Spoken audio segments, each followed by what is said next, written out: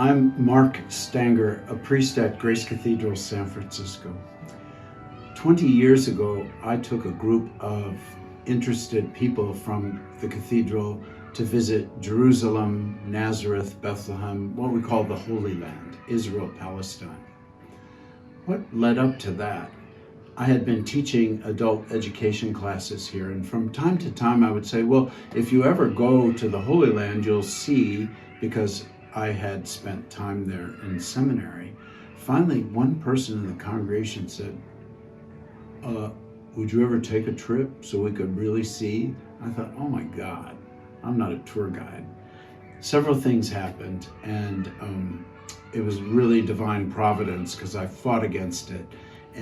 But in October of 2002, during the second intifada, the second uprising of the Palestinian population, after a year of very difficult incidents, suicide bombings, the siege of Bethlehem by the Israeli army, and by the way, this was a year after 9/11. We had 11 people, and we went to the Holy Land. The pilgrimage in September of this year will be like many of the previous ones. There's a lot to see in a short period of time. We'll begin in Jerusalem, and we stay at the Anglican Cathedral, St. George's in East Jerusalem, very near the Old City, about an 8-10 minute walk, and a beautiful oasis. The Pilgrim Guest House at St. George's has been used by Anglicans and others from all over the world. It's on the property, the Cathedral Close of St. George's Cathedral.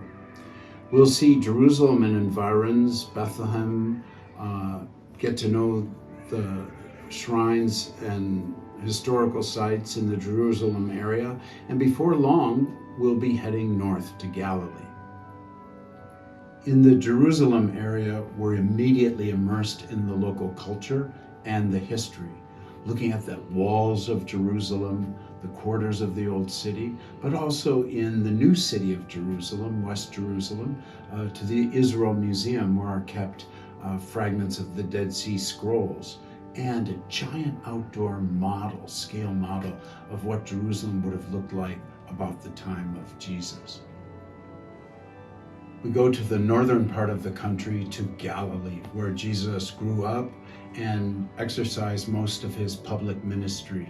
Nazareth, Capernaum, the Sea of Galilee, these beautiful places that bring us so close to the Gospels and the life of Jesus.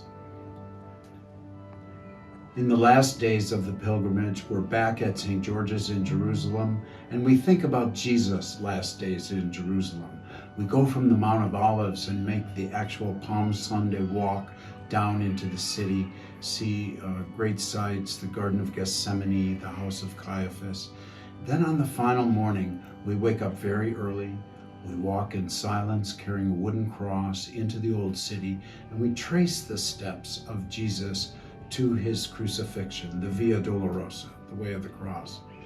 After that, we take a bus ride to the edge of town to one of the alleged sites of Emmaus, where in Luke's Gospel, chapter 24, the risen Christ meets and greets his disciples, and they recognize him in the breaking of bread.